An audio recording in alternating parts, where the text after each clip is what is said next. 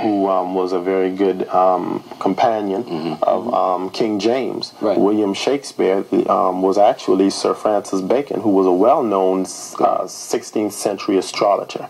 And he had much to do with the revising of the Holy Bible and the Apocrypha, which was a part of the canon of the Holy Bible that was removed by the Council of Constantinople and the Council of Trent. The Apocrypha tells of Abraham, who had an astrological plate upon his chest that could tell the destiny of every man. You know? Now, astrology goes way back even to the ancients, to the ancient Egyptian cultures. Probably before. Yes, yes, it did. You know, yes, it did. It's very ancient. It is. It is done by astrology. Has been utilized by every race, every culture, every nationality on the earth for time immemorial. Let me ask you this: what is astrology and what is astronomy? Okay, astrology is the parent of astronomy. Okay. Astronomy is just astrology with the esoteric spiritual base taken out and just leaving the exoteric practical. It would be like having a man without a woman.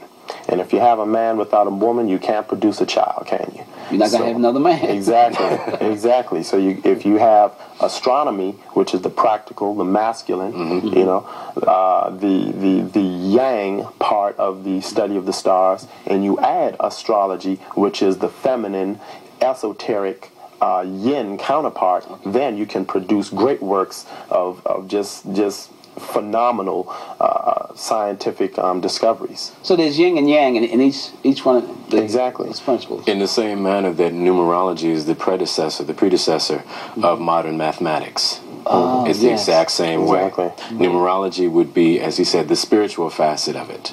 Okay, and then we have modern mathematics. Okay, now, which springs from that.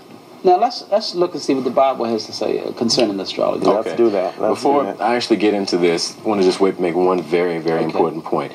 As you said, many people say that astrology and numerology go in opposition, and they actually go as far as to say that astrology is of the devil. I don't even have to use the Bible to discount that one.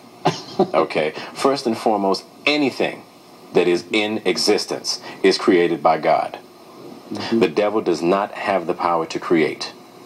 The only thing the devil can do is destroy. Therefore, anything that is in existence will take the shade of whoever's hands it's in. Exactly. It's just a tool. Exactly. Is it like water? Water takes on the form of whatever. Malleable. That's right. It's very malleable. That's exactly right. That's right. So it can be used for good or evil. Exactly. Like most anything. Exactly. You've had astrologers and numerologists who have worshipped and praised God and uplifted the sciences for his benefit.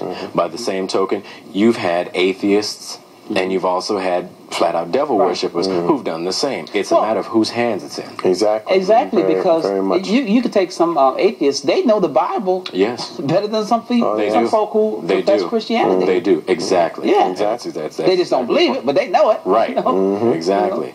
So at this point, I think it would probably be a good idea for the folks watching to get their pencils and paper, because I'm actually going to quote some things here. All right. Okay. I want to start with Judges chapter 5. Okay. Judges chapter 5, verses 19 through 20. The kings came and fought. Then fought the kings of Canaan in Tanakh by the waters of Megiddo. They took no gain of money. They fought from heaven. The stars in their courses fought against Sisera. Now, you mentioned ancient Egypt. The Pharaoh's army never, ever made a move without consulting the stars first. And that's just a fact. The Pharaoh's army never. So it was common practice at the time? Very common practice. It was, I mean, it was just an everyday thing. So you mean Ronald Reagan wasn't the only one to use astrology? No. Modern presidency. You had best believe every president that has been in the White House and that will ever be in the White House is fully aware of astrology and numerology. But they don't say that. They don't say it. Because they cannot say it. They can't. Being that they are of the free Masonic order. Right. And anyone that is a part of the free and accepted Masons, they know, especially those of the higher orders, that their order, their brethren, their brotherhood comes from the ancient Egyptian mystery schools who utilized astrology and numerology. That's why the modern world cannot fathom how the pyramids were built, because the pyramids were built using the laws of heaven. And also let it be known, and I will make this point, and I will allow Roger to continue in the Bible, that Moses, when the children of Israel crossed across the Red Sea, Moses used astrological knowledge to know that the Red Sea was called the Sea of Reeds. The Red Sea was not a sea such as that of, let's say, the Amazon River or a sea. It was basically like a riverbed, very shallow. He knew by utilizing the times of Venus and the moon, the conjunctions between Venus and the moon, that the waters would be very shallow when his people were to go across. At a certain time. At a certain time. And he knew that during the springtime, when the sun was in Aries, being the waters would be very violent in their coursing, much like the Potomac here, that if the army of Pharaoh would try to pursue them, that the undercurrents would be vicious in their onslaught at that time and wash them away. Yes. Boy, that's right. So it's everywhere. That's right. Exactly. Yeah. So it's all in the stars. That's right. The lunar orb controls anything concerning water. That's the why. Lunar meaning moon. The lunar meaning the moon, correct. It controls anything concerning water. All right. So we can lay our foundations before we go on and kick it a little higher. All right. All right. All right. Next, I'd like to get into Job, chapter 38, verse 33. Knowest thou the ordinances of heaven? Canst thou set the dominion thereof in the earth? Right. In order for anything to take place on earth, it is mirrored in the heavens. That's right. It is mirrored in the heavens first. Okay? If you'd like to know what's coming up, or actually how to achieve the best results from a future event, look up and you'll find it. All you have to do is trace the stars. There are people who probably think that we're nuts and sit around and say, well, yeah, get up in the morning time and look at all this stuff. Right. Well, I'm not saying I do that, but I think there is some great significance in what you're saying. Yeah. It's not so much a matter of you just get up in the morning and you just immediately start looking for things that'll back it up. But by the same token, when you realize the validity of it, there's no way you can avoid it.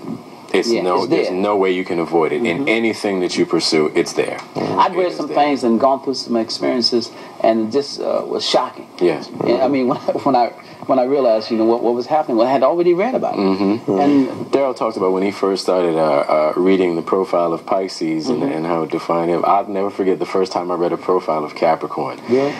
It was so true. Talk about that Capricorn. I just had to laugh because it talked about our ambition and how it's at the forefront of everything. Yeah. Everything we do is ambition driven. Okay. Our greatest fear is failure. Yeah, Capricorn's always concerned about their position in society, in the world, and status. Yeah, and but oddly enough, it's not so much a matter of status for saying, look at my title. Right. It's more so status and saying, look what I represent.